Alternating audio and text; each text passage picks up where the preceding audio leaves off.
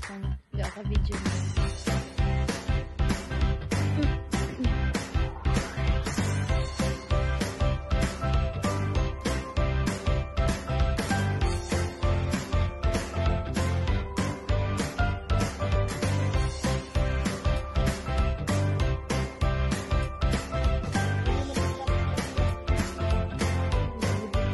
So, nilagyan ko na sa leeg para pantay.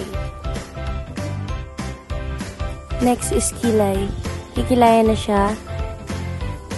So, ibabrush natin. Ayan.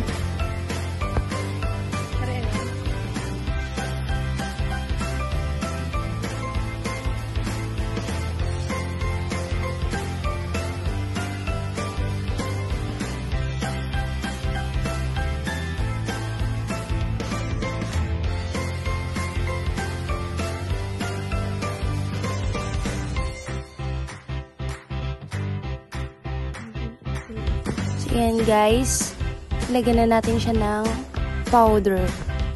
Yung nilagay ko sa kanya guys is, ano yun guys, powder po yan na foundation. Matte po yan. O2O yan mga guys. Ayan po. Okay. Siyempre po dapat pantay po yung mukha niya para hindi maputi dito sa kaliwa, tapos dito sa kanan hindi. Dapat po pantayin po natin. Yan, lalagyan na natin siya ng eyeshadow. So mas pinili ko po yung pink, push pink. Kasi mas bagay sa kanya yan. Mga guys, kung nakikita nyo.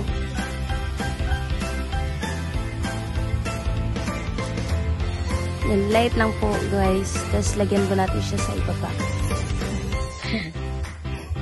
Ganyan po. Lagyan po natin siya. Light lang po dapat. Kasi hindi na naman po maganda pag makapal din naman. Ganyan po. Lagyan na natin siya sa ibaba. Ulit. Tapos kung gusto niyo po, lagyan niyo po siya ng ng glitters. Pero dapat konti lang. Kasi kung hindi naman gabi, pero pang gabi po yan talaga. Para makikita, mag-glow. Yan naman guys. So next, blush on.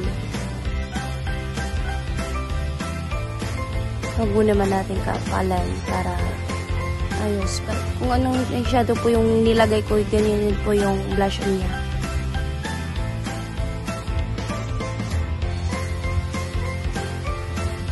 So, kung nakikita nyo guys, yung partner ko parang napipilitan lang po siya.